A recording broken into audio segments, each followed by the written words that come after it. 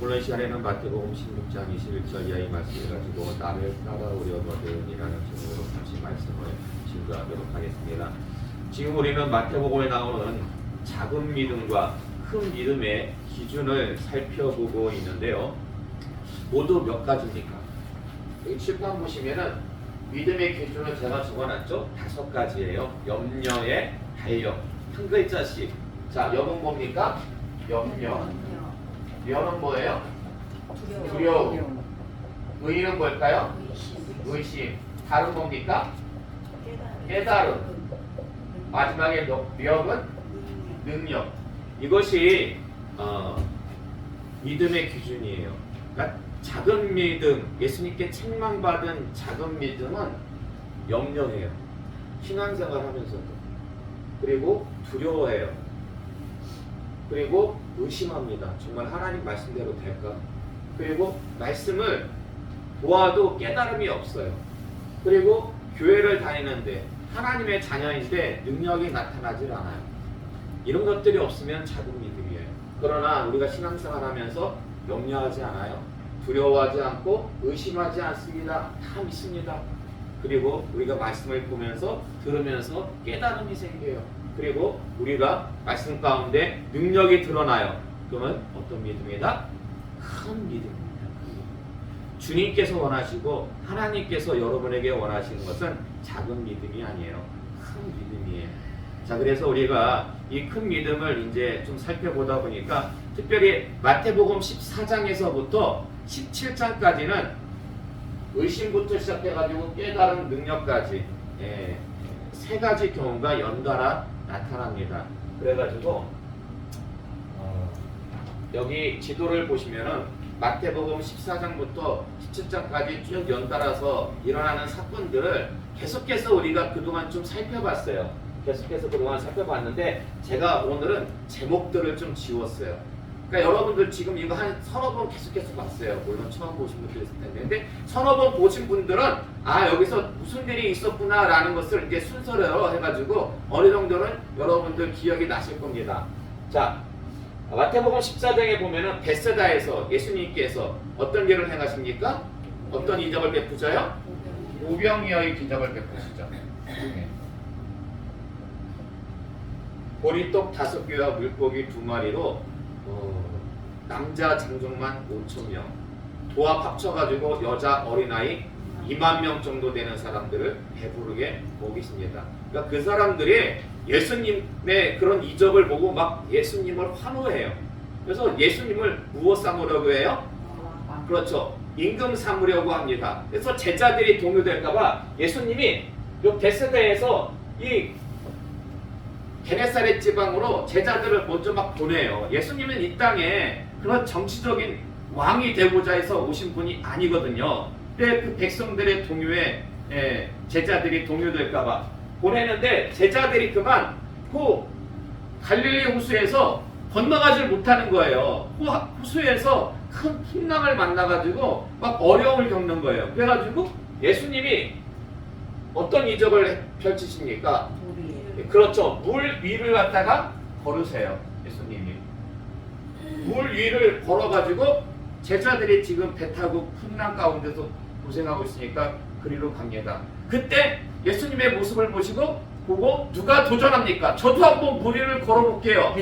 베드로죠. 근데 처음에는 걷다가 그만 큰 바람을 보고서는 물에 빠져요. 그때 예수님께서 책망하십니까? 뭐라고 책망하십니까? 믿음 작은 자요? 왜? 의심하느냐? 의심하네. 여러분 의심하면은요 은혜를 받았다가도 그 은혜가 도로 다 날아가 버립니다. 그래서 이제 제자들과 더불어 가지고 게네사렛 지방에 도착하는데 여기서 논쟁이 벌어집니다. 어떤 논쟁이 벌어집니까? 여기서 전통에 대한 논쟁이 벌어져요. 전통에 대한 논쟁. 바리새인과 서기관들이 와가지고 예수님께 묻습니다. 아니 다른 사람들은 다 떡을 먹을 때 손을 씻고 먹는데 왜 당신의 제자들은 손을 씻고 먹지 않습니까? 예수님께서 뭐라 하셔? 그러니까 입으로 들어가는 게 더러운 게 아니다. 입으로 들어오는 게 더러운 게 아니고 속에서 나오는 게 더러운 것이다. 그래서 예수님께서 전통 논쟁을 벌이시고 이렇게 논쟁하실 때는 거기서 큰 이적들을 베풀지 않아요. 지금 사람들 마음밭이 벌써 예수님을 어떻게 하면은 시험할까, 무너뜨릴까 그런 마음밭이 있는 사람들, 말씀을 갖다가 듣고자 하지 않는 사람들, 거기서는 예수님께서 별로 이적을 베풀지 않으셔요. 그래가지고 예수님께서 저 이방 땅으로 가십니다. 이방 땅으로 가시는데 도로와 시돈을 거치시는데 그때 만났던 한 여인이 있습니다. 그 여인이 어떤 여인일까요? 자신의 딸이 귀신에 걸렸어요. 귀신이 들렸어요. 그래가지고 예수님께 나와가지고 제 딸 좀 고쳐주세요. 그러니까 예수님께서 나는 이방인이라고 보낸 자가 아니다. 자녀의 떡을 취해가지고 걔한테 주지 않는다. 그러니까 그 여인이 뭐래요? 맞습니다만 그 개들도 무엇을 먹어요? 부스러기. 그렇죠. 주인상에서 떨어진 부스러기. 예수님께서 그 믿음의 고백을 보시고 그 여인을 갖다 웃져주는데 그 여인이 바로 수로보니에게 여인이었습니다. 그리고 예수님께서 저쪽 두루와 시돈 지방을 거쳐가지고 대가볼리 저 밑에 지방을 지금.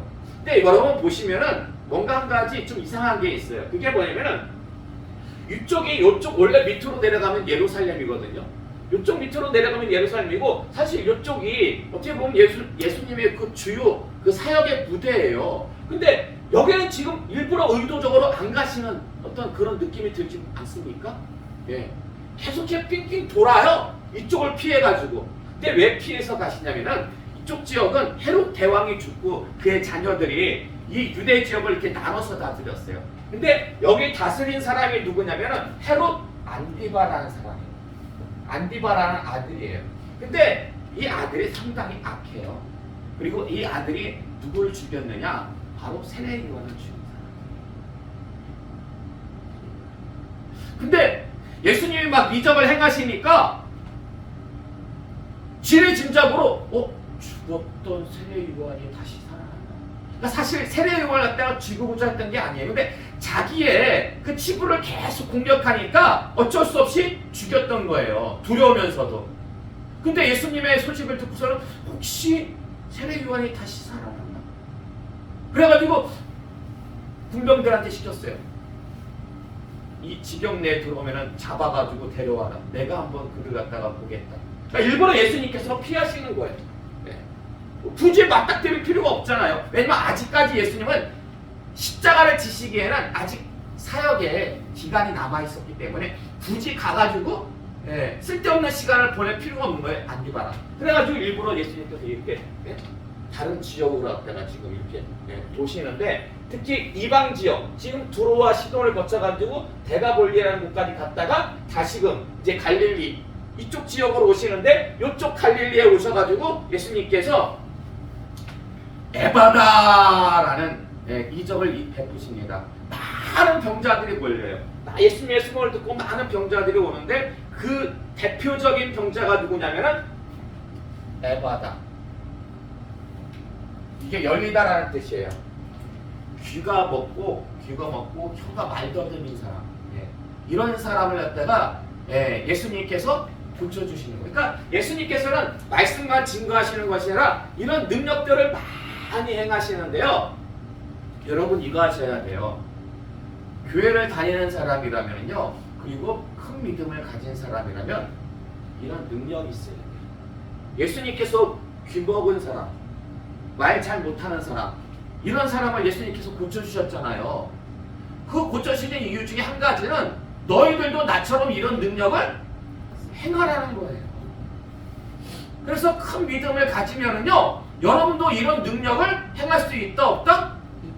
행할 수 있다라는 거예요.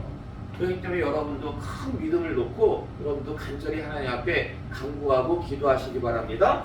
자, 거기서 예수님께서 많은 명자들을 갖다 이렇게 고쳐주시는데 사실 이 데가볼리라는 이방 지역에서 온 대부분의 이방인들이었어요.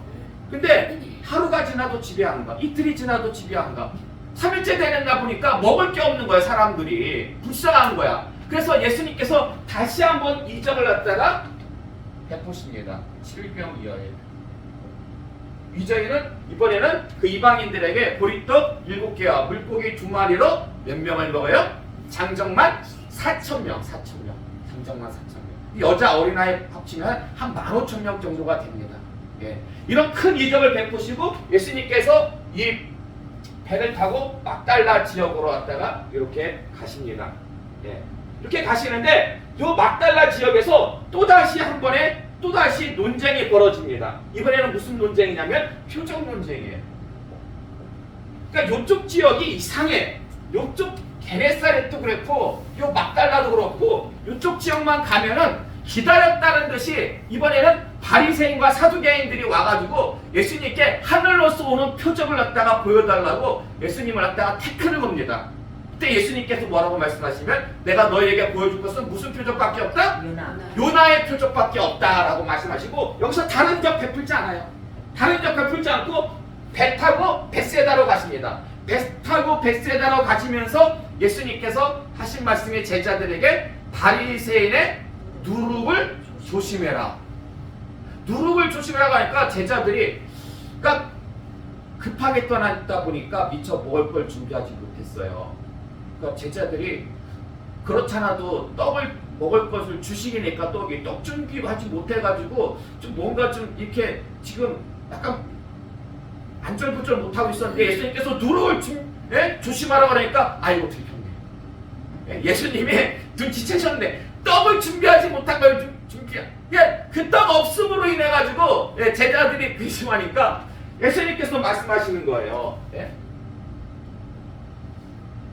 이 믿음이 작은 자들아, 어찌 떡 없음으로 인해 가지고 너희가 어찌 내 말을 뭐하지 못하느냐? 깨닫지 못하느냐? 깨닫지 못하느냐?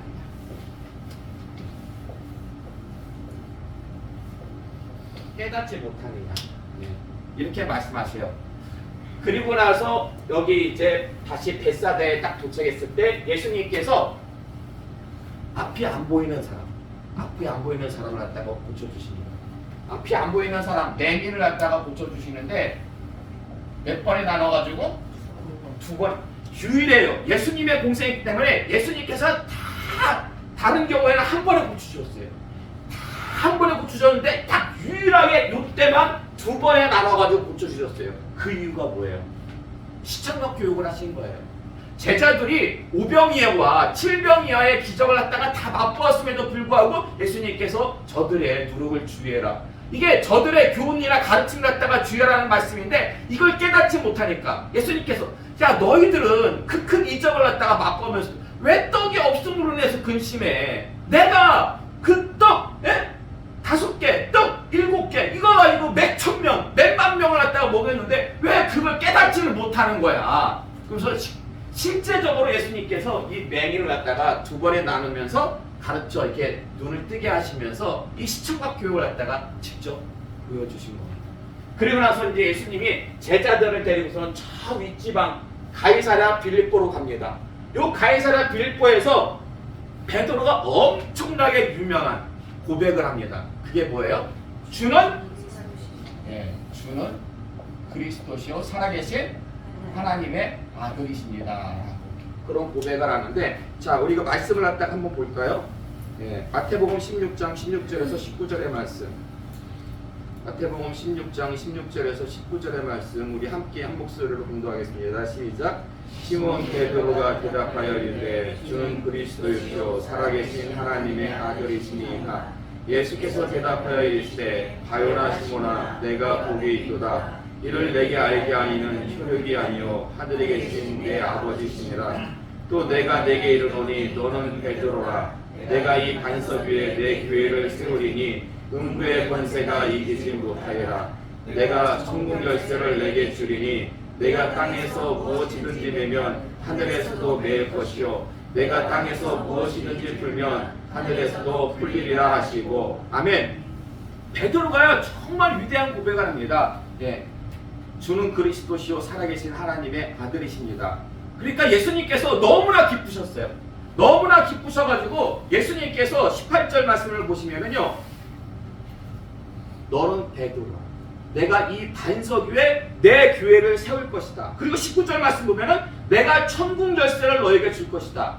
내가 땅에서 무엇이든지 매면 하늘에서도 맬 것이요 내가 땅에서 무엇이든지 풀면 하늘에서도 풀릴 것이다. 이런 놀라운 권세를 갖다가 베드로에게 주신 거예요. 자, 근데 우리가 예전에 살펴봤어요. 18절의 말씀, 너는 베드로다. 내가 이 반석 위에, 예수님 말씀하신, 내가 이 반석 위에 교회를 세울 것이다. 근데 그 반석이라는 것은 무엇을 의미합니까? 무엇을 의미해? 베드로가 고백했던 신앙 고백. 베드로가 뭐라고 고백했어요? 주는 그리신 것이요 살아계신 하나님의 아들이십니다. 그러니까 여러분, 이 지구상에 교회가 얼마나 많아요? 예?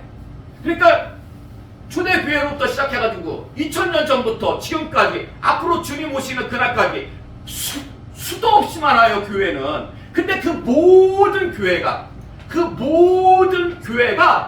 다 어떤 고백 위에 세워졌어요? 주는 그리스도시요 살아계신 하나님의 아들이십니다 라는 그 고백 위에, 예?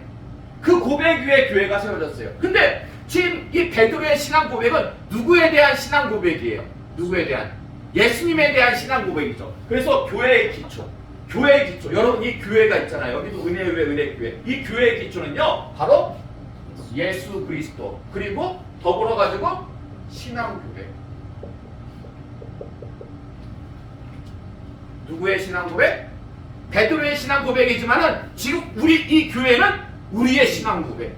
여러분도, 우리도 이 교회를 세우면서 예수님이 그리스도시요 살아계신 하나님의 아들이십니다 라는 그 신앙 고백과 그 믿음 하에서 이 교회가 세워졌잖아요. 모든 교회는 다, 예? 이렇게 세워졌다는 거예요. 예.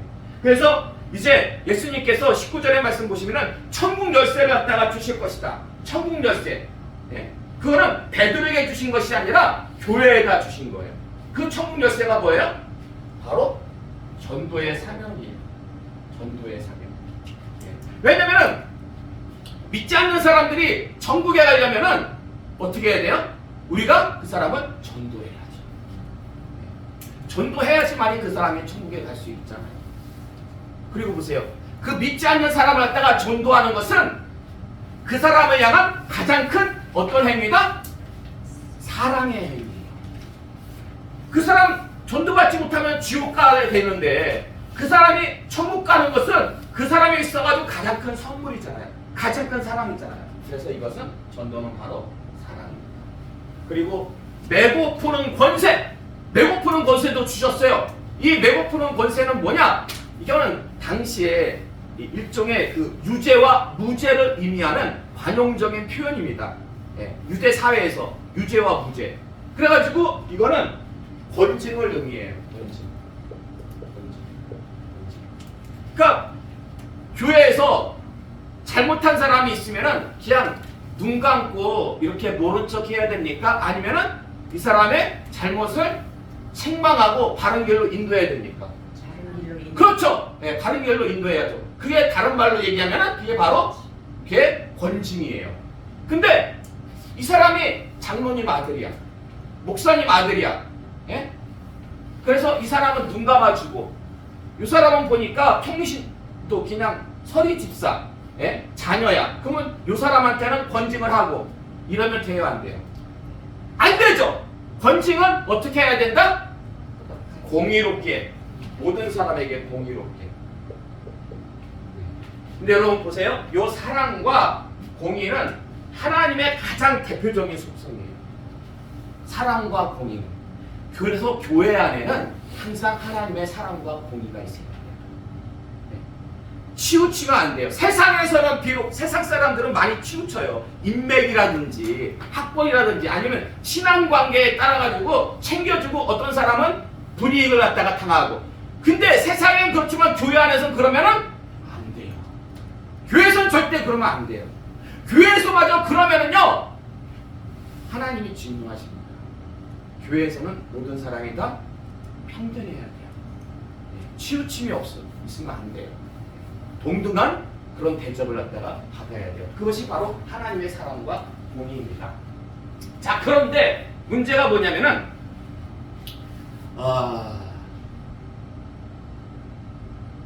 여러분 기독교는 어디를 가리킵니까? 어떤 교회를 가리킵니까? 기독교.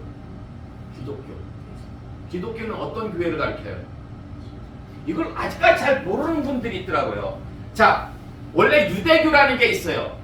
유대교는 구약만 믿어요. 유대인들이 믿는 유대교가 있어요.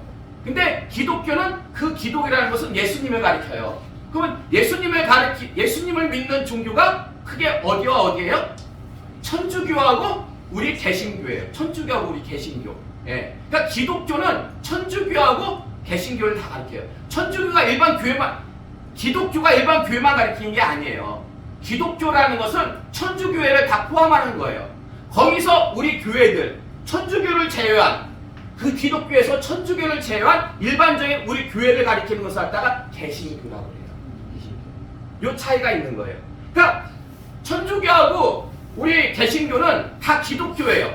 근데 같은 기독교 안에서도 요거를 해석하는 방법이 틀려요. 너는 베드로다. 내가 이 반석 위에 내 교회를 세울 것이다. 이걸 해석하는 게 여기서 어떻게 보면 개신교와 천주교의 가장 큰 차이가 여기서 드러나요. 천주교는 어떻게 해석하냐면은 반석을 갖다가 무엇으로 해석하냐면은 베드로 인격, 그 인물로 봅니다. 사람으로 봐요. 네. 베드로라는 그 사람으로 봐요. 그래서 교회의 기초가 그들은 뭐라고 보냐면은 베드로라고 봐요. 교회의 기초가. 오늘날로 말하면 이 베드로의 법적 후계자인 누구다?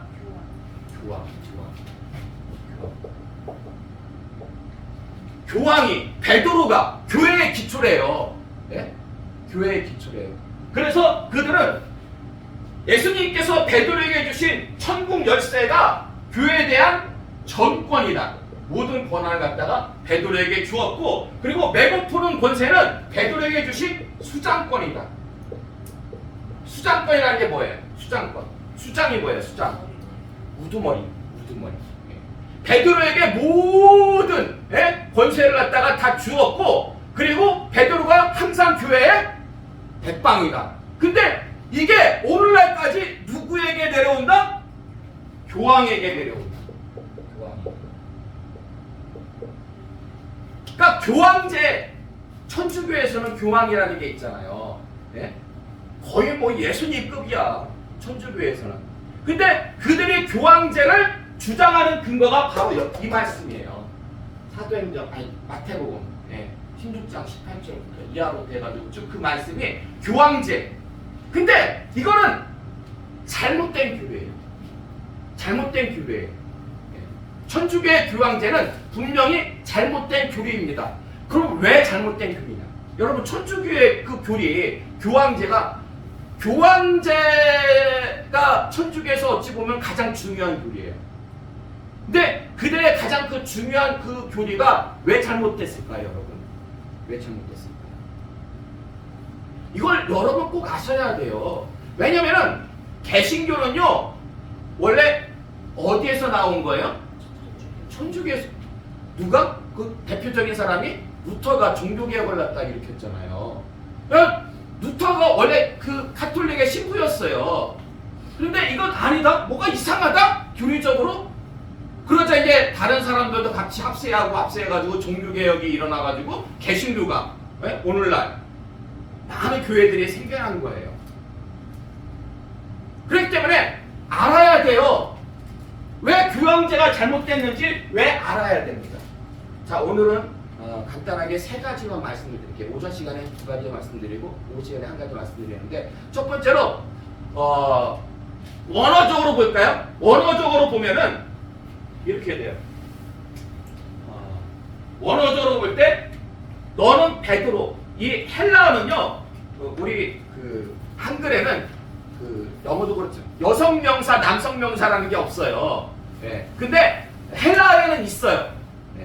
헬라어에 있어가지고 여성 명사, 남성 명사로 쓰이는데 이게 남성 명사예요. 너는 베드로.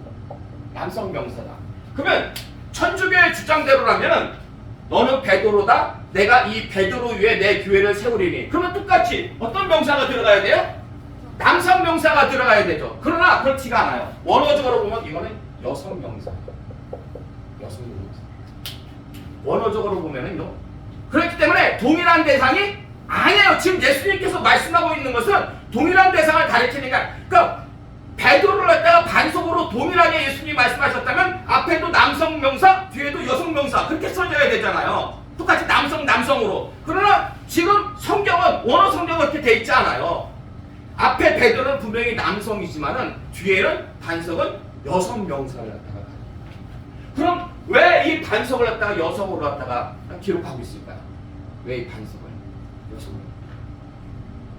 교회는 그리스도의 무엇이다? 교회가 그리스도의 힘이기 때문에. 교회가 그리스도의 힘. 그 말씀이 어디 나와 있어요? 그 말씀이.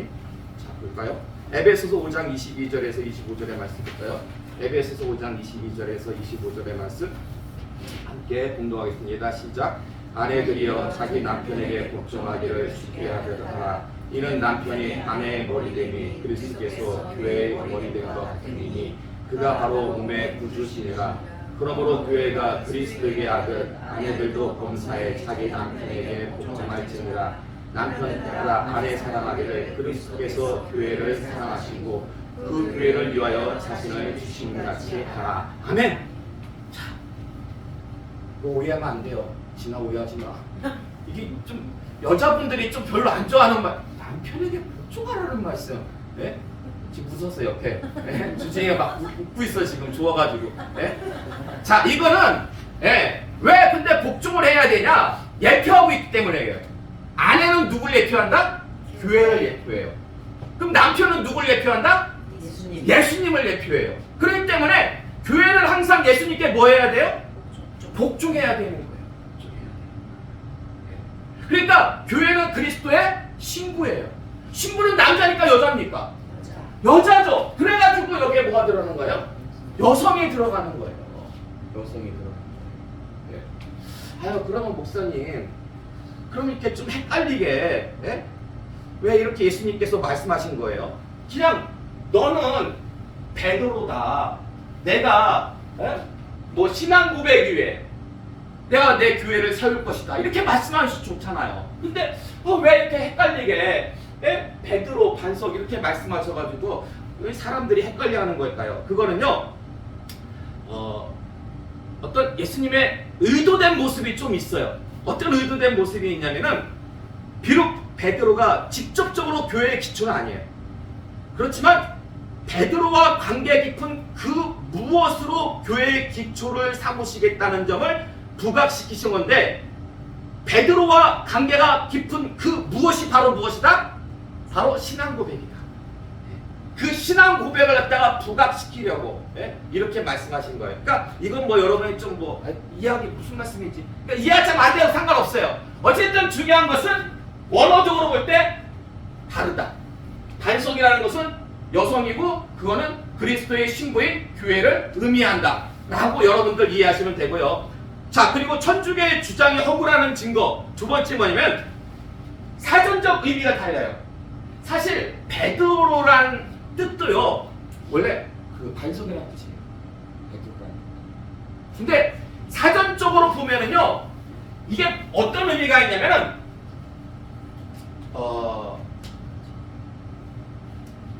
반석에서 떨어져 나온 돌멩이라는 뜻이에요. 베드로가 가리키는 그 돌은. 그러니까 아주 쉽게 얘기하면은 조약돌 정도? 조약돌 요만하잖아요. 반석에서 떨어져 나온 돌멩이 그런 뜻이에요. 조약돌. 근데 이 반석 원어적으로 이 사전적으로 볼 때 이 반석은요 여러분 혹시 그 설악산 가보셨어요? 설악산. 그 설악산 그 정상에 아주 큰 바위가 병풍처럼 이렇게 펼쳐져 있는데 그 바위가 혹시 무슨 바위인지 아세요? 울산바위. 아주 그 멋있어요. 울산바위라고 해가지고 설악산 정상에 엄청나게 큰 바위산을 이뤄요. 바위산. 그게 바로 쉽게 말하면은 이거예요. 울산바위. 아주 쉽게 예를 들면. 근데 여러분 보세요. 예수님께서 이렇게 말씀하신 거예요. 너는 조약돌이야. 너는 조약돌인데 내가 이 울산 바위 위에 내 교회를 세우겠다. 이게 말이 됩니까? 말이 안 되잖아요. 너는 조약돌이야. 조약돌 위에 내 교회를 세우겠다. 그건 말이 되죠. 근데 지금 조약돌 요만한 걸 가지고서는 그건 딱 울산바에 비교할 수도 없는 엄청나게 큰 울산바이래요. 그건 말이 안 되는 거잖아요. 근데 이걸 신앙 고백으로 생각을 해보세요. 신앙 고백. 비록 베드로의 신앙 고백은 조그만한 조약돌이에요. 근데 이 신앙 고백은 베드로의 신앙 고백이 아니라 모든 성도들, 네? 주는 그리스도시요 살아계신 하나님의 아들이십니다 라는 이 고백은 모든 교회가 세워지는 기초가 돼야 된다는 거예요. 네. 그러니까 모든 교회의 그 기초, 그 신앙 고백은 울산바위만 하잖아요. 엄청나게 큰. 네. 그러니까 지금 사전적 의미로 놓고 봐도 네? 말이 안 되는 거예요. 이게 그 베드로라는 개를 가리킨다? 이거는 말이 안 됩니다. 결론의 말씀을 드리도록 하겠습니다. 제가 몇 달 전에 그 뚜주로 돌가마점을 간 적이 있어요. 여러분 가보셨죠? 여기 가장 그래도 천안에서는 큰 데가 뚜주로 돌가마점이잖아요.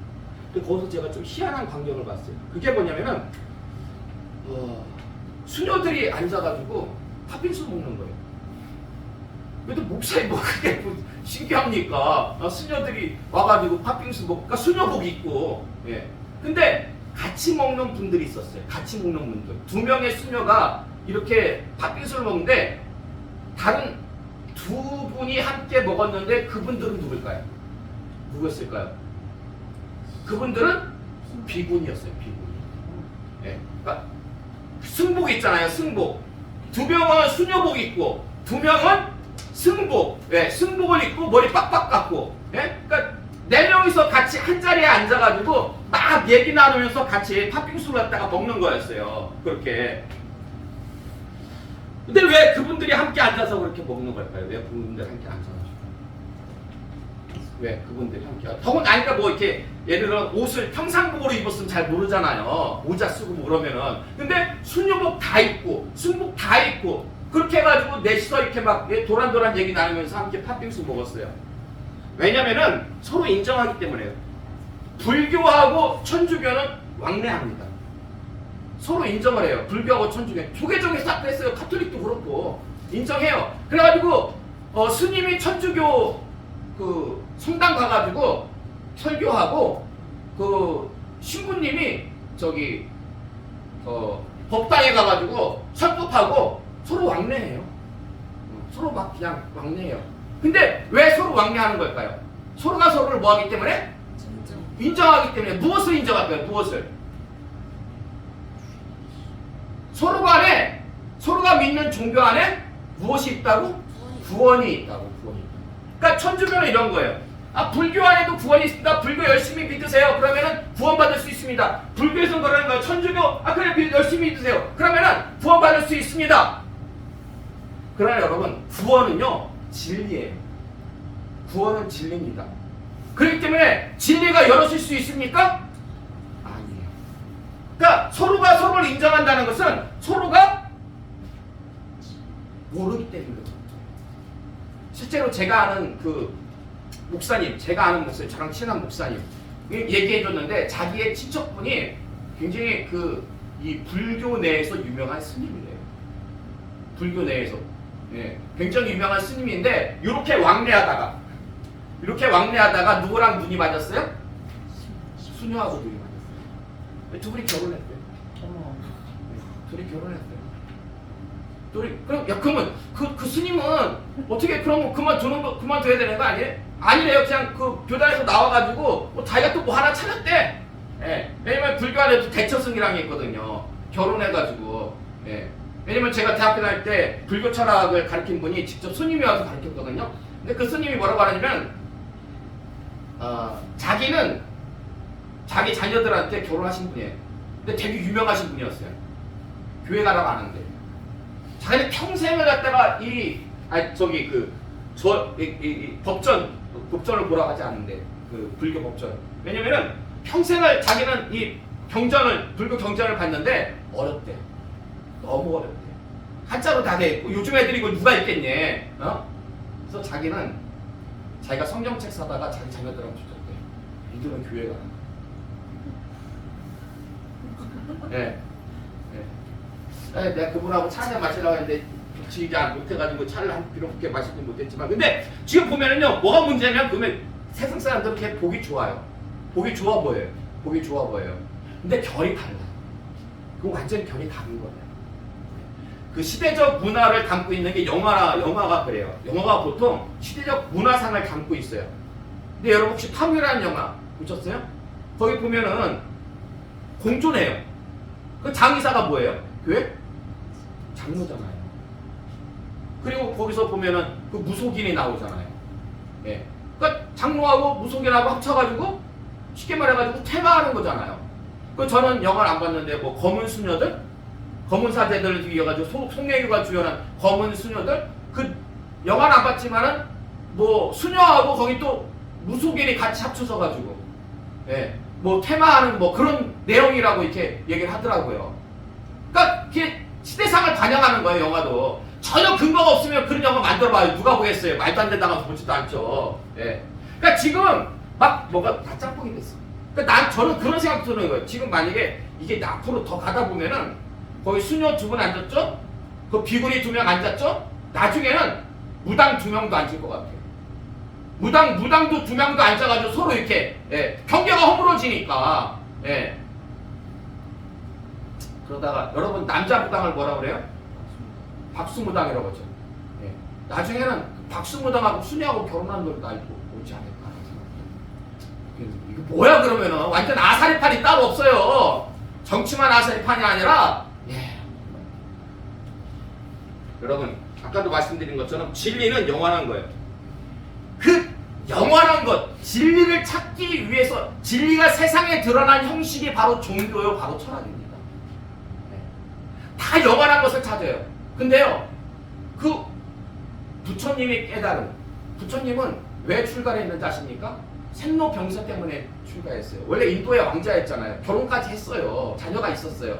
근데 왜 사람은 태어나서 늙고 병들어 죽는 것일까? 그 문제 때문에. 그래서 깨달음 얻었어요, 못 얻었어요? 못 얻었어요. 욕심이다. 답은 욕심. 욕심을 내려놔야지만이 해탈. 그래서 부처라는 뜻이 깨달았다는 뜻이에요. 깨달은 자라는 뜻이에요. 부처라는 뜻이. 근데요, 그럼 그게 과연 진리일까요? 네. 우리나라도 유명한 스님이 있죠. 산은 산이요, 물은 물이다. 성철 스님. 네. 근데 불가는 참 희한한 게 깨달음이 다 틀려. 깨달음이 다 틀려. 네. 근데 여러분 이걸 아셔야 돼요. 이 세계는 피조된 세계입니다. 피조된 세계는요 영원한 게 없어요. 피조된 세계 그렇잖아요. 피조된 세계에 영원한 게 뭐가 있습니까? 만들어진 세계인데, 만들어진 세계. 그럼 그 영원한 것은 어디에 있을까요? 만드신 분에게. 만드신 분은 영원한 거기 때문에 영원하신 분이 이 세상을 창조한 거예요. 그래서 개신교에서는 영원한 것을 오직 예수 그리스도, 성자 하나님, 성부 하나님, 성부 하나님을 얘기하는 거예요. 그러니까 여러분 한번 집에 가서 한번 생각해 보세요. 과연 피조된 이 세계, 네? 창조된 이 세계 안에 영원한 진리가 과연 있을까? 그럼 과연 그렇지 못한 다른 종교의 사람들과도 그렇게 교제를 나눌 수가 있는 걸까? 인정할 수 있는 걸까? 여러분 마지막으로 말씀 한번 해볼까요? 이사야서 40장 6절에서 8절의 말씀입니다. 이사야서 40장 6절에서 8절의 말씀 함께 분동하겠습니다. 시작. 말하는 자의 소리여 이르되 외치라. 대답하되 내가 무엇이라 외치리까 하니 이르되 모든 육체는 풀이요 그의 모든 아름다움은 들의 꽃과 같으니 풀은 마르고 꽃이 시듬은 여호와의 기운이 그 위에 불미라. 이 백성은 실로 풀이로다. 풀은 마르고 꽃은 시드나 우리 하나님의 말씀은 영원히 서리라 하라. 아멘. 요즘 제가 굉장히 꽂힌 말씀이에요. 이사야 40장 8절의 말씀. 풀은 마르고 꽃은 시드나 하나님의 말씀은 영원히 서리라. 풀이라는 것은 여기 비유적인 말씀이에요. 육체를 의미해요. 모든 육체. 꽃이라는 것은 그것도 비유적인 말씀이에요. 아름다움, 외모적인 아름다움. 근데 어때요? 지금 뭐 진이나 주진이 같은 경우는 한참 젊을 때 이렇게 결혼을 앞두고서는 한참 어때요? 그래도 또 사랑하면 또 이렇게 막 엔돌핀이 돌아가지고 막 피부도 좋아지고 미모가 막 이렇게 막 된다고 그러잖아요. 발광이 남. 근데 그게 영원합니까? 한 20, 30년만 지나봐요. 그러면은 주름이 생기고, 예. 그리고 여기 한 100년 지나면 다 그냥 땅속에 들어가 계실 거예요, 아마. 예. 그 아름다움은 어때요? 영원하지 않은 거예요. 육체가 영원하지 않고, 예? 그 외모도 영원하지 않고, 그러나 영원한 것은 딱 하나 있습니다. 하나님의 말씀. 왜 하나님의 말씀이 영원합니까? 창조주의 말씀. 피조 세계 안에 있는 말씀이 아니라 창조주의 말씀이니까 여러분 영원하신 하나님의 말씀이 정말 여러분과 항상 함께 하심으로 늘 하나님의 은혜 아래 머무른 그런 인생과 가정 교회 되시기를 주님의 이름으로 축원합니다. 아멘.